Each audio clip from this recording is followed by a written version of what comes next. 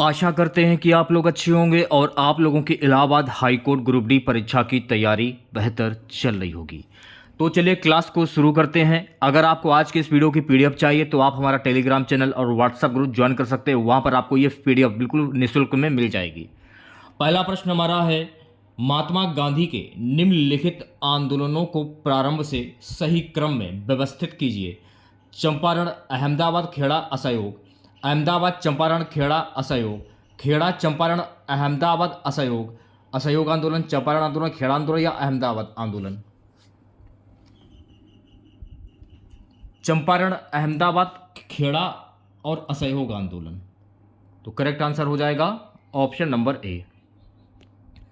अगला प्रश्न देखेगा, जिन बच्चों ने अभी तक वीडियो को लाइक नहीं किया है, शेयर नहीं किया है और चैनल को सब्सक्राइब नहीं किया है तो तुरंत वीडियो को लाइक करें, चैनल को सब्सक्राइब करें, वीडियो को शेयर भी करें आप लोग। अगला प्रश्न, प्राचीन भारत में संगम क्या था? इंपॉर्टेंट क्वेश्चन है, 5 स्टार लगा लीजिए। तमिल कवियों का संघ या मंडल, तमिल राजाओं के दरबारी कवि, तमिल बस्ती, महापाषाण कब्रें। प्राचीन भारत में संगम क्या था? प्राचीन भारत में संगम तमिल कवियों का संघ या मंडल था। तो अगर मैं करेक्ट आंसर की बात करूं तो मेरे प्यारे साथियों करेक्ट आंसर हो जाएगा option number A. Next question हमारा, साबरमती आश्रम का वास्तविक नाम क्या है? गांधी आश्रम, सत्याग्रह आश्रम, फिनिक्स फॉर्म, दांडी या दांडी आश्रम। साबरमती आश्रम का वास्तविक नाम क्या है? तो साबरमती आश्रम का वास्तविक नाम है सत्याग्रह आश्रम। तो अगर मैं करेक्ट आंसर की बात करूं, करेक्ट आंसर हो जाएगा option number B. So guys, अगला प्रश्न देखेगा, 1906 से 1920 के मध्य मोहम्मद अली जिन्ना की भूमिका भारत के स्वतंत्रता संघर्ष संग्राम में थी। अलगाववादी, चरमपंथी, राष्ट्रवादी, राष्ट्रवादी एवं धर्मनिरपेक्ष। राष्ट्रवादी एवं धर्मनिरपेक्ष। तो करेक्ट आंसर की अगर मैं बात करूं तो करेक्ट आंसर हो जाएगा ऑप्शन नंबर डी करेक्ट हो जाएगा। ठीक है, नेक्स्ट क्वेश्चन देखेगा। सो गाइस, अगला प्रश्न हमारा है कि दलित अधिकारों की सुरक्षा के लिए डॉक्टर वी.आर. अंबेडकर ने 3 पत्रिकाएं निकाली। निम्न में से कौन उनमें से एक नहीं है? मूल नायक, बहिष्कृत भारत, बहिष्कृत भारत, बहिष्कृत समाज, इक्वालिटी जनता। दलित अधिकारों की सुरक्षा के लिए डॉक्टर वी.आर. अंबेडकर ने 3 पत्रिका निकाली। निम्न में से कौन उनमें से एक नहीं है? बहिष्कृत समाज, बहिष्कृत समाज। तो आंसर हो जाएगा ऑप्शन नंबर सी करेक्ट हो जाएगा। ठीक है, नेक्स्ट क्वेश्चन देखेगा। अगला प्रश्न है हमारा, ब्रिटिश सरकार ने किस तिथि को भारत को पूर्ण स्वशासन देने की घोषणा की थी? 26 जनवरी 1946, 15 अगस्त 1947, 31 दिसंबर 1947, 30 जून 1948। ब्रिटिश सरकार ने किस तिथि को भारत को पूर्ण स्वशासन देने की घोषणा की थी? 30 जून 1948। तो अगर मैं करेक्ट आंसर की बात करूं तो मेरे प्यारे साथियों आंसर हो जाएगा ऑप्शन नंबर डी। अगला प्रश्न देखेगा। सो गाइस, अगला प्रश्न हमारा है कि वह सुल्तान जिसने प्रथम बार हिंदू धर्म ग्रंथों का फारसी भाषा में अनुवाद कराने का कार्य प्रारंभ किया था? इल्तुतमिश, अलाउद्दीन खिलजी, मोहम्मद बिन तुगलक, फिरोज शाह तुगलक। तो वो सुल्तान कौन था? इस सुल्तान का नाम था फिरोज शाह तुगलक। तो अगर मैं करेक्ट आंसर की बात करूं तो करेक्ट आंसर क्या हो जाएगा? ऑप्शन नंबर डी करेक्ट हो जाएगा। ठीक है, नेक्स्ट क्वेश्चन देखेगा। अगला हमारा प्रश्न है, भारतीयों के लिए सिल्क मार्ग किसने आरंभ किया था? कनिष्क, हर्षवर्धन, अशोक, फायान या फायान। भारतीयों के लिए सिल्क मार्ग किसने आरंभ किया? तो भारतीयों के लिए जो सिल्क मार्ग जो है ना, ये कनिष्क के द्वारा आरंभ किया गया था। तो अगर मैं करेक्ट आंसर की बात करूं तो करेक्ट आंसर हो जाएगा ऑप्शन नंबर ए करेक्ट हो जाएगा। चलिए बढ़ते हैं नेक्स्ट क्वेश्चंस की और अगला क्वेश्चन देखेगा। भारत में राज्यसभा के लिए 12 सदस्यों का मनोनयन कौन करता है? प्रधानमंत्री, मुख्य न्यायाधीश, राष्ट्रपति या उपराष्ट्रपति।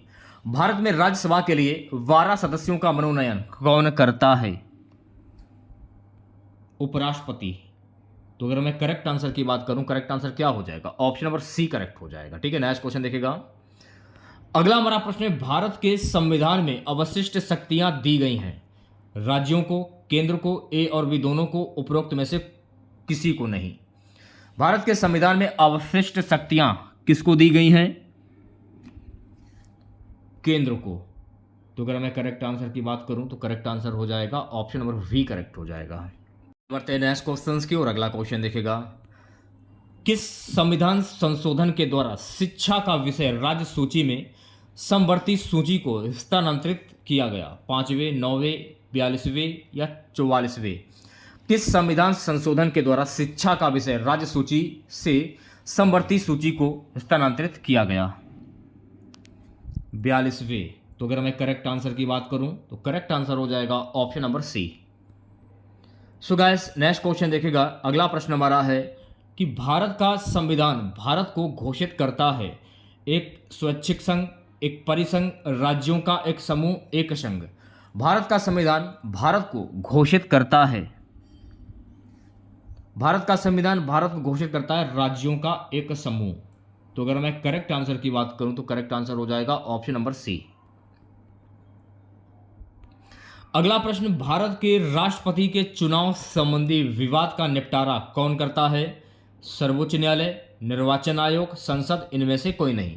भारत के राष्ट्रपति के चुनाव संबंधी विवाद का निपटारा कौन करता है? इसका जो निपटारा है ना, सर्वोच्च न्यायालय करता है। तो अगर मैं करेक्ट आंसर की बात करूं तो करेक्ट आंसर हो जाएगा option number A. So guys next question देखेगा, नेक्स्ट क्वेश्चन हमारा है, पहला लोकपाल बिल भारत की संसद में कब प्रस्तुत किया गया? 1971 में, 1967 में, 1972 में या 1968 में? पहला लोकपाल बिल भारत की संसद में कब प्रस्तुत किया गया? तो ये इंदिरा गांधी के शासनकाल में प्रस्तुत किया गया था। कब प्रस्तुत किया गया था? सो गाइस ये प्रस्तुत किया गया था वर्ष 1968 में। तो अगर मैं करेक्ट आंसर की बात करूं तो करेक्ट आंसर हो जाएगा ऑप्शन नंबर डी।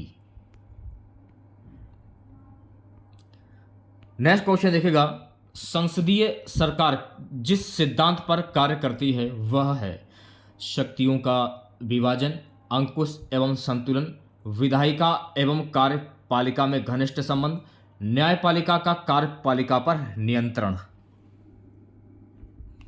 विधायिका एवं कार्यपालिका में घनिष्ठ संबंध। तो अगर मैं करेक्ट आंसर की बात करूं तो करेक्ट आंसर हो जाएगा ऑप्शन नंबर सी। ठीक है, नेक्स्ट क्वेश्चन देखेगा, अगला प्रश्न हमारा है कि भारत की संसद में शून्यकाल कब शुरू होता है? बैठक के पहले 1 घंटे में, बैठक के अंतिम 1 घंटे में, दोपहर 12 बजे, किसी भी समय। भारत की संसद में शून्यकाल कब शुरू होता है? तो भारत की संसद में जो शून्यकाल जो है ना, दोपहर 12 बजे शुरू होता है। तो अगर मैं करेक्ट आंसर की बात करूं आंसर हो जाएगा ऑप्शन नंबर सी। अगला प्रश्न, अनुवांशिकी में निम्न में से कौन प्रभावी है? रंजकहीनता, RH फैक्टर, रंगांधी या अतिरिक्त स्राव? अनुवांशिकी में निम्न में से कौन प्रभावी है? RH factor. तो अगर मैं करेक्ट आंसर की बात करूं तो करेक्ट आंसर हो जाएगा ऑप्शन नंबर वी करेक्ट हो जाएगा। ठीक है, सो गाइस 18वां प्रश्न देखेगा, 18वां प्रश्न हमारा है कि मनुष्य के फेफड़ों में कितने भागखंड पाए जाते हैं? 2, 3, 4 या 5? मनुष्य के फेफड़ों में कितने भागखंड पाए जाते हैं? तो गाइस मनुष्य के फेफड़ों में 5 भागखंड पाए जाते हैं। अगर मैं करेक्ट आंसर की बात करूं तो करेक्ट आंसर हो जाएगा ऑप्शन नंबर डी। सो गाइस नेक्स्ट क्वेश्चन देखेगा, अगला प्रश्न हमारा है, पक्षी जो अपना ऊपरी जबड़ा हिला सकता है? कबूतर, तोता, गिद्ध, गौरैया? पक्षी जो अपना ऊपरी जबड़ा हिला सकता है उसे क्या कहते हैं? सो गाइस इसे हम कहते हैं गिद्ध। तो ऑप्शन सी जो है ये बिल्कुल करेक्ट हो जाएगा। चलिए बढ़ते हैं नेक्स्ट क्वेश्चन की और अगला क्वेश्चन देखेगा। नेक्स्ट क्वेश्चन हमारा है, निम्न में से कौन शरीर में प्रतिरोधक क्षमता विकसित करता है? एंटीजन, एंटीबॉडी, एंजाइम, किण्वक, हार्मोन्स? कौन शरीर में प्रतिरोधक क्षमता विकसित करता है? एंजाइम, किण्वक। ऑप्शन नंबर सी जो है ये बिल्कुल करेक्ट हो जाएगा। सो गाइस अगला प्रश्न देखेगा, अगला प्रश्न हमारा है कि निम्न में से किसके द्वारा स्वाइन फ्लू होता है? विषाणु, जीवाणु, फफूंदी, फीताकृमि? जो देखिए जो स्वाइन फ्लू जो है ना ये होता है विषाणु के द्वारा। तो अगर मैं करेक्ट आंसर की बात करूं तो करेक्ट आंसर हो जाएगा ऑप्शन नंबर ए करेक्ट हो जाएगा। चलिए बढ़ते हैं नेक्स्ट क्वेश्चन की और अगला क्वेश्चन देखेगा। अगला प्रश्न है कि प्रोटीन का मुख्य तत्व है hydrogen, nitrogen, oxygen, carbon? Protein का मुख्य तत्व कौन सा है? तो गाइस प्रोटीन का जो मुख्य तत्व होता है वो होता है नाइट्रोजन। तो ऑप्शन नंबर वी जो है ये बिल्कुल करेक्ट हो जाएगा। अगला प्रश्न देखिएगा। सो गाइस नेक्स्ट क्वेश्चन हमारा है, निम्न में से किसके द्वारा पेट्रोल जनित आग को बुझाया जा सकता है? रेत, पानी, कार्बन डाइऑक्साइड, लकड़ी का बुरादा। किसके द्वारा पेट्रोल जनित आग को बुझाया जा सकता है? Carbon dioxide. तो अगर मैं करेक्ट आंसर की बात करूं सो गाइस करेक्ट आंसर हो जाएगा ऑप्शन नंबर सी। अगला प्रश्न, फल पकाने का हार्मोन्स है इथाइलिन, ऑक्सिन, काइनेटिन या ये सभी? फल पकाने का हार्मोन्स कौन सा है? तो मैं आपको बता देना चाहता हूं कि अगर मैं आंसर की बात करूं वैसे तो मेरे हिसाब से आंसर होना चाहिए फल पकाने के लिए जो है एथिलीन गैस का प्रयोग होना चाहिए, लेकिन ऑप्शंस में एथिलीन तो है नहीं, तो आप कह सकते हैं इथाइलिन, वैसे एथिलीन होता है। तो ऑप्शन नंबर ए जो है ये बिल्कुल करेक्ट हो जाएगा। ठीक है, नेक्स्ट क्वेश्चन देखेगा। अगला प्रश्न हमारा है कि सूरजमुखी पौधे के बीजों में क्या होता है? क्षारोद, तेल, डाइस या क्रिस्टलिट्स? सूरजमुखी पौधे के बीजों में क्या होता है? तेल होता है। आप लोगों ने सुना होगा कि सूरजमुखी का तेल। तो ऑप्शन नंबर वी करेक्ट हो जाएगा। ठीक है, 26वां क्वेश्चन देखेगा। पारसेक मात्रक है दूरी का, समय का, ऊर्जा का, तापक्रम का। पारसेक किसका मात्रक है? तो पारसेक जो है ना ये दूरी का मात्रक होता है। तो अगर मैं करेक्ट आंसर की बात करूं करेक्ट आंसर हो जाएगा ऑप्शन नंबर ए। अगला प्रश्न देखेगा सभी बच्चे। अगला प्रश्न हमारा है कि सिंधु सभ्यता निम्नलिखित में से किस युग के अंतर्गत आती है? ऐतिहासिक काल, प्रागैतिहासिक काल, उत्तर ऐतिहासिक काल, आद्य ऐतिहासिक काल। सिंधु सभ्यता निम्नलिखित में से किस युग के अंतर्गत आती है? आद्य ऐतिहासिक काल के अंतर्गत आती है। तो अगर मैं करेक्ट आंसर की बात करूं तो करेक्ट आंसर हो जाएगा ऑप्शन नंबर डी। ठीक है, नेक्स्ट क्वेश्चन देखेगा।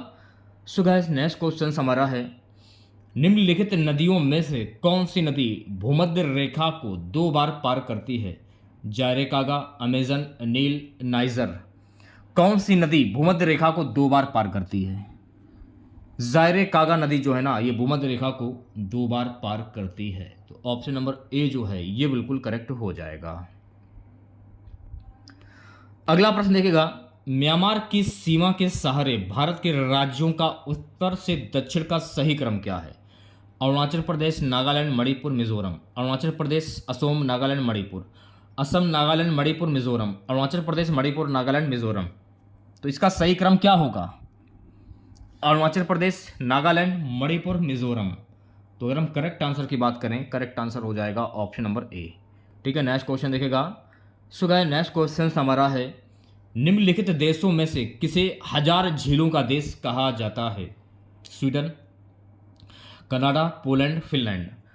किसे 1000 झीलों का देश कहा जाता है? देखिए 1000 झीलों का देश जो है ना फिनलैंड को कहा जाता है। तो अगर मैं करेक्ट आंसर की बात करूं तो करेक्ट आंसर हो जाएगा ऑप्शन नंबर डी। सो गाइस नेक्स्ट क्वेश्चन देखिएगा। नेक्स्ट क्वेश्चन हमारा है, निम्नलिखित देशों में से कौन पशुचारण के लिए विश्व प्रसिद्ध है? पशुचारण के लिए विश्व प्रसिद्ध कौन सा देश है? Brazil, Colombia, Argentina, Venezuela. कौन पशुचारण के लिए विश्व प्रसिद्ध है? पशुचारण के लिए अर्जेंटीना विश्व प्रसिद्ध है। तो अगर मैं करेक्ट आंसर की बात करूं ऑप्शन नंबर सी करेक्ट हो जाएगा। चलिए बढ़ते हैं नेक्स्ट क्वेश्चन की और अगला क्वेश्चन देखेगा। निम्नलिखित देशों में से किसके साथ भारत की सबसे लंबी अंतर्राष्ट्रीय सीमा है? चीन, पाकिस्तान, बांग्लादेश या नेपाल। किसके साथ भारत की सबसे लंबी अंतर्राष्ट्रीय सीमा है? आंसर हो जाएगा इस क्वेश्चन का बांग्लादेश। करेक्ट आंसर की अगर मैं बात करूं आंसर हो जाएगा option number C. So guys next question देखिएगा। 2011 की जनगणना के अनुसार निम्नलिखित राज्यों में से किसकी साक्षरता दर सर्वाधिक थी? मिजोरम, गोवा, हिमाचल प्रदेश या त्रिपुरा। 2011 की जनगणना के अनुसार निम्नलिखित राज्यों में से किसकी साक्षरता दर सर्वाधिक थी? मिजोरम की। तो अगर मैं करेक्ट आंसर की बात करूं तो मेरे प्यारे साथियों आंसर हो जाएगा ऑप्शन नंबर ए। चलिए बढ़ते हैं नेक्स्ट क्वेश्चन की और अगला क्वेश्चन देखेगा। भारत के निम्नलिखित तटों में से किस पर औसत समुद्र तल मापा जाता है? मुंबई, चेन्नई, कोची, विशाखापत्तनम। भारत के निम्नलिखित तटों में से किस पर औसत समुद्र तल मापा जाता है? चेन्नई इस क्वेश्चन का सही जवाब हो जाएगा, तो आप कह सकते हैं ऑप्शन नंबर वी सही हो जाएगा। ठीक है, नेक्स्ट क्वेश्चन देखिएगा। सो गाइस नेक्स्ट क्वेश्चन हमारा है कि निम्नलिखित कथनों में से कौन गलत है? गोदावरी दक्षिण भारत की सबसे बड़ी नदी है। कोसी नदी को बिहार का शोक कहा जाता है। ब्रह्मपुत्र एक पूर्ववर्ती नदी है। गंगा नदी एक अमरकंटक से निकलती है। गंगा नदी जो है यह अमरकंटक से निकलती है। तो निम्नलिखित कथनों में से कौन गलत है? गंगा नदी अमरकंटक से निकलती है, यह गलत हो जाएगा। तो अगर मैं करेक्ट आंसर की बात करूं तो आंसर हो जाएगा ऑप्शन नंबर डी। ठीक है, नेक्स्ट क्वेश्चन देखिएगा। सो गाइस अगला प्रश्न हमारा है, निम्नलिखित युग्मों राज्य निर्माण की तिथि में कौन सम्मिलित है? हरियाणा 1 नवंबर 1966, मिजोरम 25 जून 1986, तेलंगाना 15 अगस्त 2014, छत्तीसगढ़ 20 नवंबर 2003। राज्य निर्माण की तिथि में कौन सम्मिलित है? आंसर हो जाएगा हरियाणा 1 नवंबर 1966। तो अगर मैं करेक्ट आंसर की बात करूं तो करेक्ट आंसर हो जाएगा ऑप्शन नंबर ए। चलिए बढ़ते हैं नेक्स्ट क्वेश्चन की ओर। अगला क्वेश्चन देखेगा। सो गाइस नेक्स्ट क्वेश्चन हमारा है, निम्नलिखित राज्यों में कौन भारत में दालों का सर्वाधिक उत्पादक है? मध्य प्रदेश, उत्तर प्रदेश, महाराष्ट्र, राजस्थान। निम्नलिखित राज्यों में कौन भारत में दालों का सर्वाधिक उत्पादक है? दालों का सर्वाधिक उत्पादक है मेरे प्यारे साथियों मध्य प्रदेश। इस क्वेश्चन का सही जवाब हो जाएगा ऑप्शन नंबर ए यानी कि मध्य प्रदेश। 38वां क्वेश्चन हमारा है कि निम्नलिखित देशों में से किसके पास विश्व का सर्वाधिक बॉक्साइट का संचित भंडार है? भारत, रूस, सूरीनाम, ऑस्ट्रेलिया। निम्नलिखित देशों में किसके पास विश्व का सर्वाधिक बॉक्साइट का संचित भंडार है? ऑस्ट्रेलिया इस क्वेश्चन का सही जवाब हो जाएगा। तो आप कह सकते हैं डी ऑप्शन जो है ये बिल्कुल करेक्ट हो जाएगा। ठीक है, नेक्स्ट क्वेश्चन देखेगा। निम्नलिखित राज्यों में से किसका वन क्षेत्र भारत में सर्वाधिक है? छत्तीसगढ़, महाराष्ट्र, मध्य प्रदेश, आंध्र प्रदेश। निम्नलिखित राज्यों में किसका वन क्षेत्र भारत में सर्वाधिक है? इस क्वेश्चन का सही जवाब हो जाएगा Madhya Pradesh. C option correct हो जाएगा। चलिए बढ़ते हैं नेक्स्ट क्वेश्चन की ओर। अगला क्वेश्चन देखेगा, निम्नलिखित में से किस वर्ष भारत में राष्ट्रीय जनसंख्या नीति एनपीपी की घोषणा की गई? 1999, 2000, 2001, 2002। किस वर्ष भारत में राष्ट्रीय जनसंख्या नीति एनपीपी की घोषणा की गई थी? वर्ष 2000 में। तो करेक्ट आंसर की अगर मैं बात करूं, करेक्ट आंसर हो जाएगा ऑप्शन नंबर वी करेक्ट हो जाएगा। अगला प्रश्न देखेगा। सो गाइस नेक्स्ट क्वेश्चन हमारा है कि विश्व जनसंख्या दिवस मनाया जाता है 11 अप्रैल, 11 मई, 11 जुलाई या 12 अगस्त। विश्व जनसंख्या दिवस कब मनाया जाता है? तो विश्व जनसंख्या दिवस जो है ना 11 जुलाई को मनाया जाता है। तो अगर मैं करेक्ट आंसर की बात करूं, करेक्ट आंसर हो जाएगा ऑप्शन नंबर सी। चलिए बढ़ते हैं नेक्स्ट क्वेश्चन की ओर। सो गाइस नेक्स्ट क्वेश्चन देखिएगा, पलायन का गतिशीलता संक्रमण मॉडल किसने प्रतिपादित किया था? ली, क्लार्क, रेवेनस्टीन, जेलेंस्की। पलायन का गतिशीलता संक्रमण मॉडल किसने प्रतिपादित किया था? जेलेंस्की। ऑप्शन नंबर डी जो है ये बिल्कुल करेक्ट हो जाएगा। सो गाइस नेक्स्ट क्वेश्चन देखिएगा। नेक्स्ट क्वेश्चन हमारा है 2011 की जनगणना के अनुसार भारत के निम्नलिखित राज्यों में से किसमें सर्वाधिक लिंगानुपात यौन अनुपात था? कर्नाटक, केरल, उत्तर प्रदेश, पश्चिम बंगाल। 2011 की जनगणना के अनुसार भारत के निम्नलिखित राज्यों में से किसमें सर्वाधिक लिंगानुपात यौन अनुपात था? केरल इस क्वेश्चन का सही जवाब हो जाएगा। तो आप कह सकते हैं ऑप्शन नंबर वी करेक्ट हो जाएगा। ठीक है, नेक्स्ट क्वेश्चन देखेगा। अगला प्रश्न हमारा है गाइस, निम्नलिखित में से किसे नगर का हृदय कहा जाता है? केंद्रीय व्यापारिक क्षेत्र, जिला, बेहतर आवास क्षेत्र, बेहतर सामाजिक सुविधाओं वाला क्षेत्र, नृत्य प्रति आवाजाही यात्री क्षेत्र। निम्नलिखित में से किसे नगर का हृदय कहा जाता है? सुबह नगर का जो हृदय है ना केंद्रीय व्यापारिक क्षेत्र जिले को कहा जाता है। तो सही आंसर हो जाएगा ऑप्शन नंबर ए करेक्ट हो जाएगा। ठीक है, नेक्स्ट क्वेश्चन देखेगा। अगला प्रश्न हमारा है कि अर्थशास्त्र का जनक किसे कहा जाता है? एडम स्मिथ, रिकार्डो, कार्ल मार्क्स, इनमें से कोई नहीं। अर्थशास्त्र का जनक किसे कहा जाता है? तो मेरे प्यारे साथियों, अर्थशास्त्र का जनक जो है ना, एडम स्मिथ को कहा जाता है। तो ऑप्शन नंबर ए करेक्ट हो जाएगा। 46वां क्वेश्चन, भारत का केंद्रीय बैंक है RBI, PNB, SBI, HDFC. Bharat का केंद्रीय बैंक है, सो गाइस भारत का जो केंद्रीय बैंक है ना वो है आरबीआई। तो करेक्ट आंसर की अगर मैं बात करूं, आंसर हो जाएगा option number A. Next question देखिएगा, अगला प्रश्न हमारा है, निम्नलिखित नहरों में से कौन राजस्थान में भूमि शरण के लिए उत्तरदायी है? गंगा नहर, सरहिंद नहर, इंदिरा गांधी नहर, आगरा नहर। निम्नलिखित नहरों में से कौन राजस्थान में भूमि शरण के लिए उत्तरदायी है?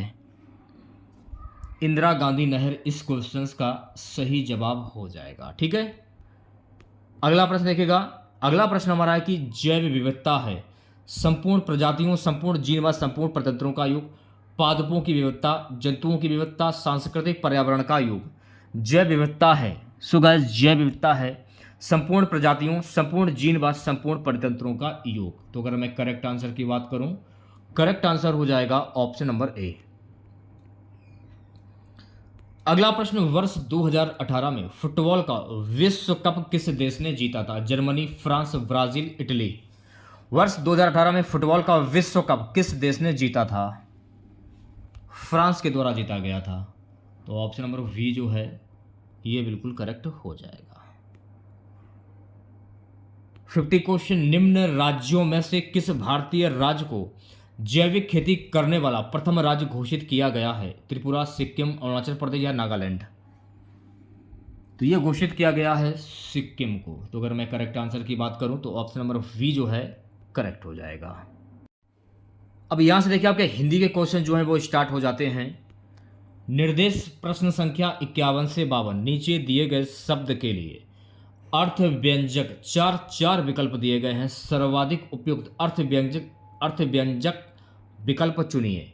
गयंद का अर्थ व्यंजक क्या होगा? गैंडा, बड़ा हाथी, बड़ा घोड़ा या जंगली भैंसा।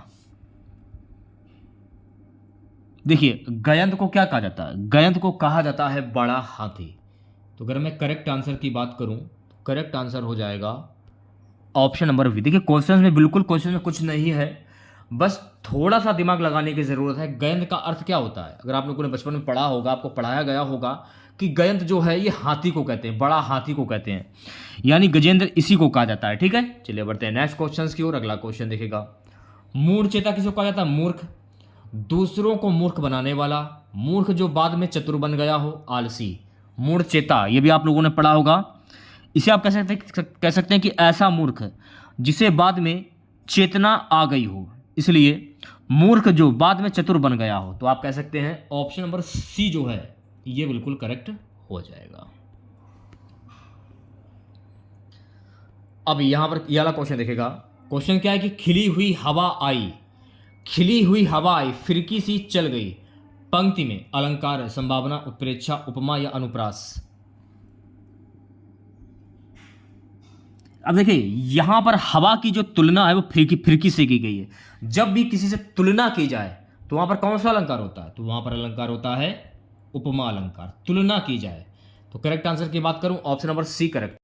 और सरल शब्दों में आप कह सकते हैं कि जब किसी व्यक्ति या वस्तु की तुलना किसी दूसरे वस्तु से की जाए वहां पर उपमा अलंकार होता है। बस आपको यहां पर बातें जो है ध्यान में रखनी है। ठीक है, अगला प्रश्न क्या है, पापी मनुज भी आज मुख से, पापी मनुज भी आज मुख से राम नाम निकालते, इस काव्य पंक्ति में कौन सा अलंकार? विभावना, उदाहरण, विरोधाभास, दृष्टांत।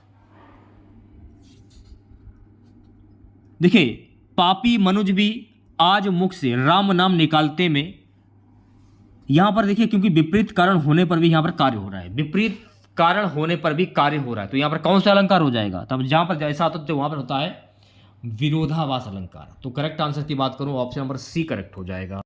सरल शब्दों में समझ लीजिए, जब किसी वस्तु का वर्णन करने पर विरोध ना होते हुए भी विरोध का आभास हो तो वहां पर विरोधाभास अलंकार होता है। पापी मनुज भी आज मुख से राम नाम निकालते, पापी जो था उसने गरीबों का भी विरोध किया, जो उसने पाप भी बहुत सारे किए, आज उसके मुख से राम नाम निकालते हैं, तो विरोधाभास हो जाएगा। ठीक है, नेक्स्ट क्वेश्चन देखिएगा, नेक्स्ट क्वेश्चन हमारा है कि शांत रस का स्थायी भाव क्या होता है? श्रृंगार, ग्लानि, निर्वेद, रति। शांत रस का स्थायी भाव क्या होता है? तो शांत रस का स्थायी भाव होता है मेरे प्यारे साथियों निर्वेद। इसे आप कह सकते हैं निर्वेद। तो सी ऑप्शन जो है ये बिल्कुल करेक्ट हो जाए। अब देखिए जैसे कि श्रृंगार का स्थायी भाव क्या होता है? रति होता है। ग्लानि का भीतर रस होता है, रति का श्रृंगार रस होता है। इसके स्थायी भाव जो है जो मैंने आपको बताए हैं ये आप अच्छे से याद कर लीजिए, क्योंकि रस से ये मान के चलिए 2 से 3 प्रश्न आपके जरूर पूछे जाएंगे। ठीक है, नेक्स्ट क्वेश्चन देखेगा। अगला प्रश्न क्या है कि तिरस्कार शब्द में कौन सा उपसर्ग है? तो मैंने आपको क्या बताया था कि स्टार्टिंग का जो शब्द होता है वो आपका उपसर्ग होता है और लास्ट वाला जो शब्द होता है वो आपका प्रत्यय होता है। तिरस्कार, तिरस्धनकार, ये होगा, ये होगा, ये होगा या ये होगा। तिरस्धनकार, थोड़ा सा दिमाग लगाने की जरूरत है। तो तिरस्कार में तिरस उपसर्ग हो जाएगा। तो अगर मैं करेक्ट आंसर की बात करूं तो करेक्ट आंसर क्या हो जाएगा? ऑप्शन नंबर ए करेक्ट हो जाएगा। ठीक है, नेक्स्ट क्वेश्चन देखेगा। अगला प्रश्न हमारा है गाइस कि किस क्रमांक में अति उपसर्ग का प्रयोग नहीं हुआ है? अतिथि, अतिरिक्त, अत्यंत, अत्याचार। किस क्रमांक में अति उपसर्ग का प्रयोग नहीं हुआ है? अतिथि, इस क्वेश्चन का सही जवाब क्या हो जाएगा? अतिथि का अति उपसर्ग में प्रयोग नहीं हुआ। ऑप्शन नंबर ए करेक्ट हो जाएगा। जैसे अतिथि, अति, अतिथि, अति की बात हो रही है इसमें। अतिथि तो होगा नहीं, क्योंकि अतिरिक्त, अत्यंत, अत्याचार, अतिधनाचार, अतिधन अंध, अतिधन रिक्त, लेकिन अतिथि में नहीं होगा। सही आंसर क्या हो जाएगा? ऑप्शन नंबर ए, क्योंकि अतिथि तो अतिथि में अथ लग जाएगा। अतिरिक्त, अतिधन रिक्त, अतिधन अंध, अतिधन आचार, लेकिन अतिथि जो है अतिथि में स्टार्टिंग का जो शब्द बन रहा है वो अत बन रहा है। ठीक है, तो ऑप्शन ए करेक्ट हो जाए। नेक्स्ट क्वेश्चन देखिएगा। अगला प्रश्न क्या है? उपसर्ग के प्रयोग से शब्द के अर्थ में परिवर्तन आता है, शब्दों का अर्थ परिवर्तित रहता है, शब्दों के अर्थ में वृद्धि होती है, शब्दों के अर्थ में न्यूनता आती है। उपसर्ग के प्रयोग से क्या होता है? शब्दों के अर्थ में वृद्धि होती है। तो अगर मैं करेक्ट आंसर की बात करूं तो मेरे प्यारे साथियों आंसर हो जाएगा option number C. So guys next question क्या है कि कालिमा में प्रयुक्त प्रत्यय है लिया, आ, मा या इया। कालिमा, कालिमा, इमा, कालिमा, तो इमा होना चाहिए मेरे हिसाब से, लेकिन ऑप्शंस में इमा तो है नहीं।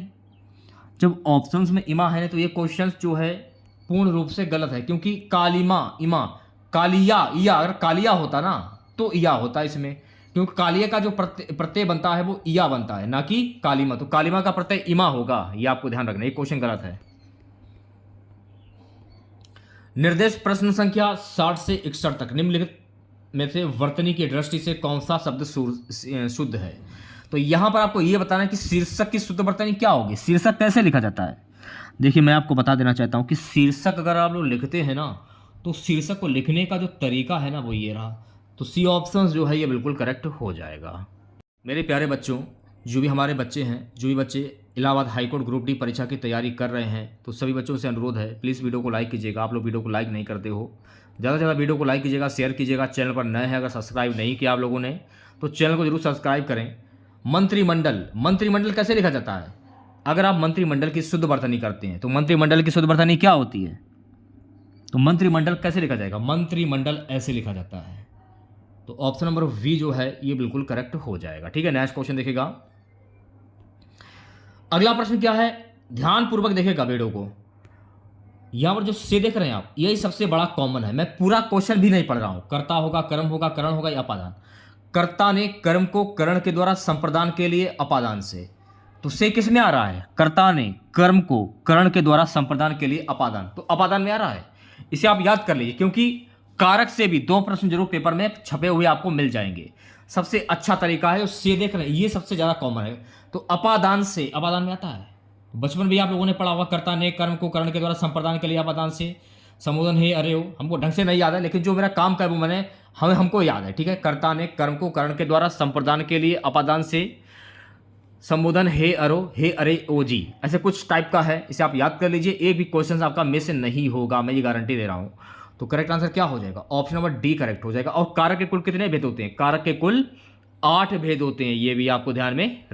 कर्ता ने को, कर्म को करण से संप्रदान को के लिए, अपादान से, संबंध का के की अधिकरण में, संबोधन हे अरो अरे ओ, ये आप लोगों ने बचपन में पढ़ा होगा। ठीक है, चलिए बढ़ते हैं नेक्स्ट क्वेश्चन की ओर। स्मरण का विलोम शब्द क्या होता है? भूलना, अस्मरण, विस्मरण या सुस्मरण। स्मरण का विलोम शब्द क्या होता है? तो स्मरण का विलोम शब्द होता है, ऑप्शन सी करेक्ट हो जाएगा, विस्मरण हो जाएगा। ठीक है, ऑप्शन नंबर सी करेक्ट हो जाएगा। चलिए बढ़ते हैं नेक्स्ट क्वेश्चन की ओर। अगला क्वेश्चन देखिएगा सभी बच्चे। निर्देश प्रश्न संख्या 64-65 में निम्नलिखित वाक्यों वाक्यांशों के लिए एक शब्द बताइए। ऐसे क्वेश्चन आप चुटकियों में कर देंगे, बस पढ़िए आंसर मारिए टिक। जिसमें संदेह ना हो को क्या कहते हैं? संदिग्ध, असंदिग्ध, चिंतनीय, विचारणीय। जिसमें संदेह ना हो उसको क्या कहते हैं? इंपॉर्टेंट क्वेश्चन से एक बार देख लीजिएगा आप लोग। जिसमें संदेह ना हो उसको हम कहते हैं असंदिग्ध। क्या कहते हैं? असंदिग्ध कहते हैं। तो अगर मैं करेक्ट आंसर की बात करूं, ऑप्शन नंबर वी करेक्ट हो जाएगा। ठीक है, नेक्स्ट क्वेश्चन देखिएगा। जिस पर मुकदमा चल रहा हो उसे क्या कहते हैं? चोर, अपराधी, अभियुक्त, प्रतिवादी। जिस पर मुकदमा चल रहा हो, तो जिस पर मुकदमा चल रहा हो उसको क्या कहते हैं? तो जिस पर मुकदमा चल रहा हो उसे हम अभियुक्त कहते हैं। इसमें ना कोई ट्रिक का प्रयोग होगा, सीधे क्वेश्चन पढ़िए, थोड़ा दिमाग लगाइए, आंसर यूं निकल आएगा। तो सी ऑप्शन करेक्ट हो जाएगा। गाइस अगला प्रश्न देखिएगा। मोहन को हिंदी पढ़नी है इसलिए वह शास्त्री जी के यहां गया है। कौन सा वाच्य है? मिश्र, संयुक्त, सरल या कठिन? तो यहां पर कौन सा वाच्य होगा? तो मेरे प्यारे साथियों यहां पर वाच्य हो जाएगा संयुक्त वाक्य। क्यों होगा? मोहन को हिंदी पढ़नी है इसलिए वह शास्त्री जी के यहां गया। मोहन एक व्यक्ति है, उसको हिंदी भी पढ़नी है, उसका मन हिंदी पढ़ने को कर रहा है और उसको हिंदी पढ़नी आ तो रही है, लेकिन फिर भी वो शास्त्री जी के यहाँ पर गया। इसलिए यहाँ पर कई चीज़ों का समावेश कर दिया गया है, यानी संयुक्त हो जाएगा। तो बी ऑप्शन करेक्ट हो जाएगा। ठीक है, नेक्स्ट क्वेश्चन देखेगा मेरे प्यारे बच्चों। नेक्स्ट क्वेश्चन हमारा है, जान पर खेलना इसका अर्थ क्या होता है? जोखिम उठाना, साहस दिखाना, जोर लगाना, हार मानना। जान पर खेलना, तो जान पर खेलना आप ये कह सकते हैं जोखिम उठाना। तो अगर मैं करेक्ट आंसर की बात करूं, करेक्ट आंसर क्या हो जाएगा? ऑप्शन नंबर ए करेक्ट हो जाएगा। ठीक है, नेक्स्ट क्वेश्चन देखेगा। निर्देश प्रश्न संख्या 68 से 69 निम्नलिखित दिए गए शब्दों का विलोम शब्द बताइए। क्रिया का विलोम शब्द क्या होता है? कर्म, करना, काम, प्रतिक्रिया। क्रिया का विलोम शब्द होता है मेरे प्यारे साथियों प्रतिक्रिया। तो अगर हम आंसर की बात करें तो मेरे प्यारे साथियों आंसर क्या हो जाएगा? ऑप्शन नंबर डी करेक्ट हो जाएगा। ठीक है, नेक्स्ट क्वेश्चन देखेगा। अग्रज का विलोम शब्द क्या होता है? बड़ा, अनुज, आगे या ज्येष्ठ। अग्रज का विलोम शब्द क्या होता है? तो अग्रज का विलोम शब्द होता है मेरे प्यारे बच्चों अनुज। तो अगर मैं करेक्ट आंसर की बात करूं, ऑप्शन नंबर वी जो है ये बिल्कुल करेक्ट हो जाएगा। ठीक है, निर्देश प्रश्न संख्या 70 से 71 निम्नलिखित मुहावरों का अर्थ बताइए। मुहावरा क्या है कि आसमान पर चढ़ना, इसका मुहावरा क्या होता है? बहुत अभिमान करना, आगे बढ़ना, ऊपर चढ़ना, ऊपर नीचे आना। आसमान पर चढ़ना, इसका मुहावरा क्या होता है? आसमान पर चढ़ना यानी बहुत अभिमान करना अपने ऊपर। आपने टॉप कर दिया क्लास में, आपके क्लास में 50 बच्चे हैं और 50 बच्चों में आपका नंबर फर्स्ट पे आया है, यानी आप प्रथम स्थान, आपकी क्लास में आपका प्रथम स्थान आया है। आप मॉनिटर भी बन गए, क्लास टीचर वो भी आप पर इम्प्रेस हैं, सारे टीचर आप पर इम्प्रेस हैं। जिन बच्चों के नहीं आए हैं उन बच्चों से पूछो, यानी आसमान पर चढ़ना यानी आपको बहुत अभिमान हो गया कि मैं प्रथम आया हूं, तो बहुत अभिमान होना। तो आंसर हो जाएगा ऑप्शन नंबर ए। अगला प्रश्न देखिएगा। आंसू पोंछना, रोना होगा इसका, रोना, धीरज देना, हंसना, इनमें से कोई नहीं। आंसू पोंछना, इसका मुहावरा क्या होगा? आंसू पोंछना यानी कि धीरज देना। अगर मान लीजिए आपका कोई ऐसा फ्रेंड है, दोस्त है आपका, जो आपके दिल के बहुत ही ज़्यादा करीब है और उसकी मृत्यु हो जाती है और सोच सोच कर आपके आंसू निकल रहे हैं, तो एक और व्यक्ति है वो आपके आंसू पोंछ रहा है, आपको धीरज दे रहा है। तो करेक्ट आंसर क्या हो जाएगा? ऑप्शन नंबर वी करेक्ट हो जाएगा। ठीक है, नेक्स्ट क्वेश्चन देखिएगा। अगला प्रश्न हमारा है कि निर्देश प्रश्न संख्या 72 से 73 निम्न में एकार्थी शब्द बताइए। प्रश्न क्या है गाइस कि ऊपर कहा गया, इसको क्या कहते हैं? ऊंचा नीचा, वेगार, नीचे, उपयुक्त। ऊपर कहा गया उसको क्या कहते हैं? तो ऊपर कहा गया इसको कहते हैं मेरे प्यारे साथियों उपयुक्त। तो अगर मैं करेक्ट आंसर की बात करूं, ऑप्शन नंबर डी जो है ये बिल्कुल करेक्ट हो जाएगा। ठीक है, प्रतिदिन होने वाला, प्रतिदिन, दैनिक, दिन या समय। प्रतिदिन होने वाला इसको क्या कहते हैं? तो प्रतिदिन होने वाला इसको हम कहते हैं दैनिक। तो अगर मैं करेक्ट आंसर की बात करूं तो मेरे प्यारे साथियों करेक्ट आंसर हो जाएगा ऑप्शन नंबर वी। निर्देश प्रश्न संख्या 74 से 75 दिए गए शब्दों के पर्यायवाची समानार्थक शब्द के लिए चार विकल्प दिए गए हैं। उचित विकल्प चुनिए और उत्तर पत्रिका में तदनुसार काला कीजिए। प्रसन्नता, इच्छा, रुचि, पुलक, चिंता। प्रसन्नता को क्या कहते हैं? पुलक। आंसर क्या हो जाएगा? तो आप कह सकते हैं सी ऑप्शन जो है बिल्कुल सही हो जाएगा। इसमें यह बताया जा रहा है कि समानार्थक शब्द की पहचान करनी है। ठीक है, मेघ का समानार्थक शब्द क्या होता है? नभ, सोम, पयोद या हेम। आंसर क्या हो जाएगा? आंसर हो जाएगा ऑप्शन नंबर सी जो है ये बिल्कुल करेक्ट हो जाएगा। जैसे कि इसमें बताया जा रहा है मेघ यानी पर्याप्त, दोनों का अर्थ होता है मेघ। मेघ कह सकते हैं, मेघ का पयोद। ठीक है, अर्थ हो जाता है इसका बादल, मेघ का। प्रश्न संख्या 76 से 77 दिए गए मुहावरों और लोकोक्तियों के अर्थ बताने के लिए चार विकल्प दिए गए हैं। प्रत्येक के लिए उपयुक्त अर्थ वाला विकल्प चुनिए और उत्तर पत्रिका में तदनुसार काला कीजिए। क्वेश्चंस क्या है? दूध का दूध, पानी का पानी, इसका अर्थ क्या होता है? गलत न्याय। दूध और पानी अलग अलग होना, सही न्याय। दूध में पानी मिला होना। दूध का दूध, पानी का पानी, इसका अर्थ क्या होता है?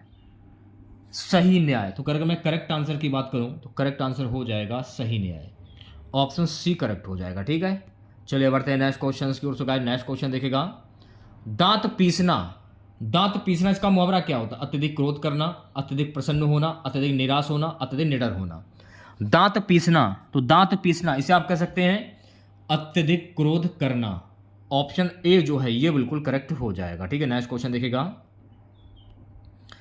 प्रश्न संख्या 78 से 89 दिए गए वाक्यों में से कुछ को जिस भाग में त्रुटियां हो उसके अनुरूप अक्षर वाले वाक्य में कोई त्रुटि ना हो तो कोई त्रुटि नहीं है वाले अक्षर के विकल्प को की त्रुटियां और कुछ ठीक है वाक्य चुने। क्या है? मैंने शीला से अपने साथ बाजार में चलने के लिए कहा लेकिन उसने मना कर दिया। तो इसमें आपको त्रुटि वाले शब्द की पहचान करनी है। एक बार आप पढ़ लीजिए, वाक्य में कोई त्रुटि ना हो तो कोई त्रुटि नहीं, वाले अक्षर के विकल्प में कोई त्रुटियां हैं तो कुछ ठीक है नहीं, वाक्य चुने।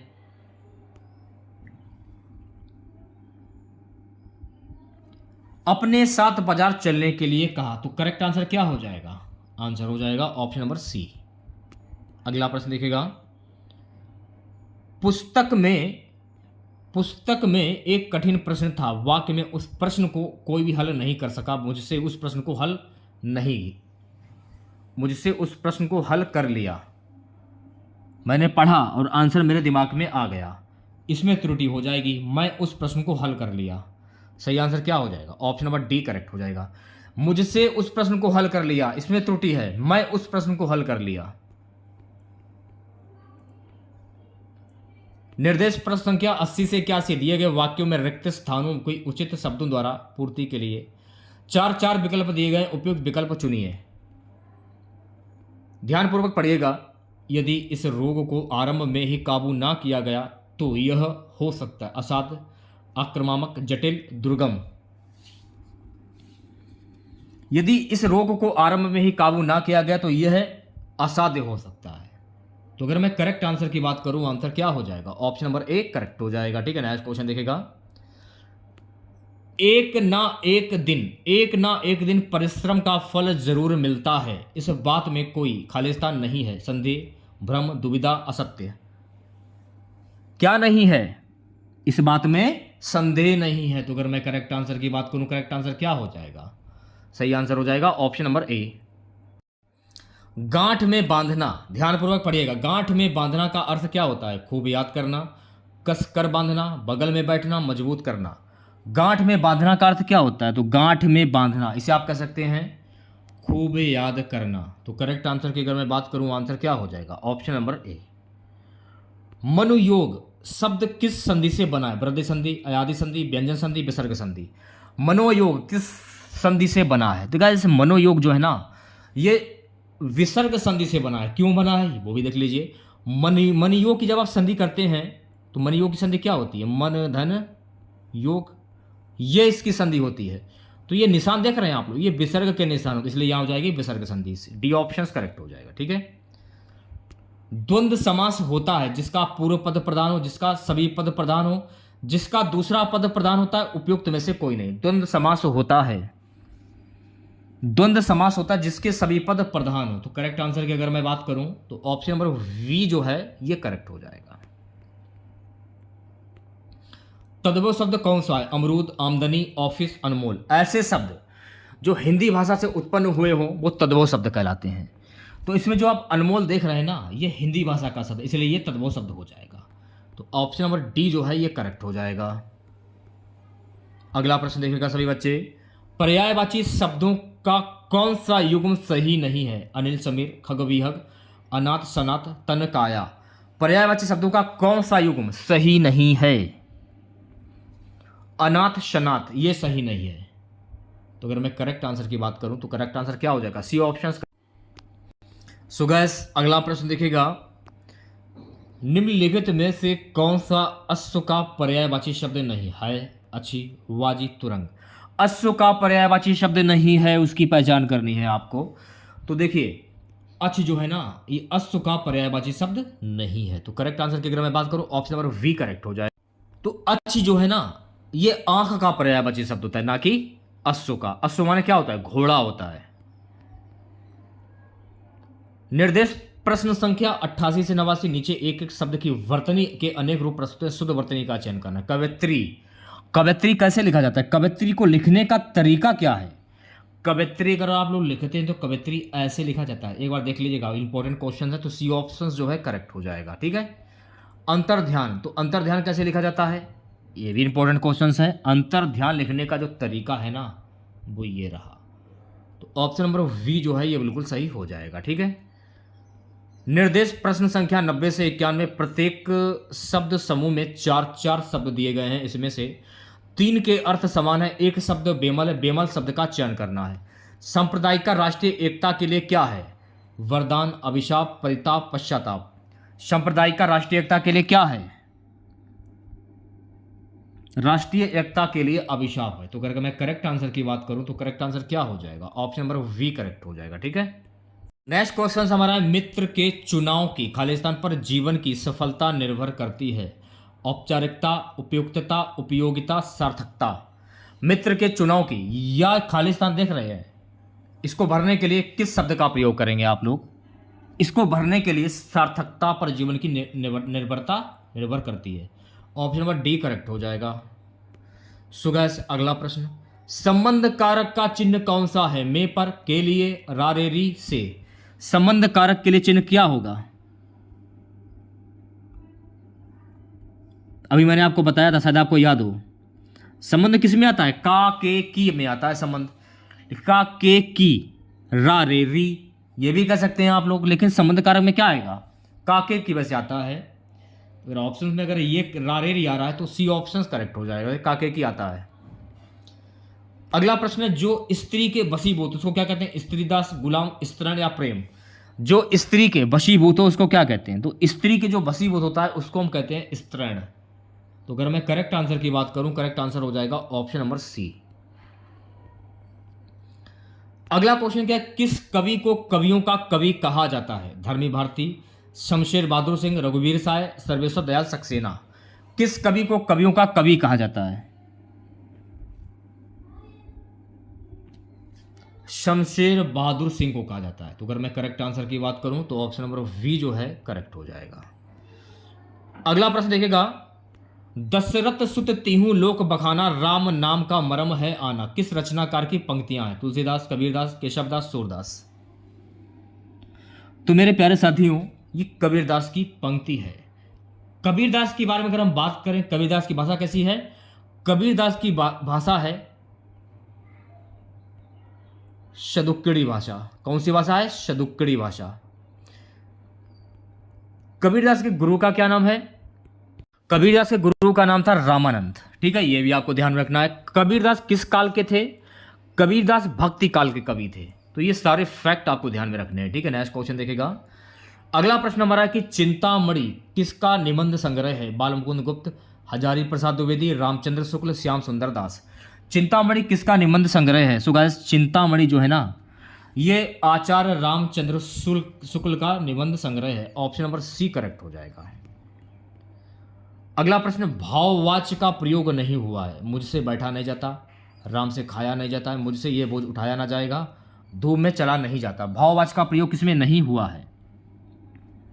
मुझसे ये बोझ उठाया ना जाएगा। आप ऑप्शन नंबर सी जो है ये बिल्कुल करेक्ट हो जाएगा। ठीक है, 98 क्वेश्चन देखेगा सभी बच्चे। खुदाई में मिले अवशेष हमारी परंपराओं के हैं। निशान, प्रतिनिधि, प्रतीक, घोतक। आंसर हो जाएगा प्रतीक। सी ऑप्शन करेक्ट हो जाएगा। ठीक है, अगला प्रश्न देखेगा सभी बच्चे। ओखली में सिर दिया तो मसूलों का क्या डर है? मूर्ख के साथ मित्रता करने पर हानि होती है। मुसीबतों से घबराना किसी प्रकार से उचित नहीं। ओछे व्यक्ति किसी का लाभ नहीं पहुंचा सकते। कठिन काम शुरू करने पर कष्ट तो सहन करने ही पड़ते हैं। ओखली में सिर दिया तो मसूलों का क्या डर? कठिन काम शुरू करने पर कष्ट तो सहन ही करने पड़ते हैं। तो ऑप्शन नंबर डी जो है ये बिल्कुल करेक्ट हो जाएगा। आज की क्लास का लास्ट क्वेश्चन रहेगा कि लोटा शब्द है तत्सम तदो देशज विदेशज। देखिए लोटा शब्द जो है ना ये देसी शब्द है, तो आप इसे कह सकते हैं देशज शब्द। तो ऑप्शन नंबर सी करेक्ट हो जाएगा। ठीक है,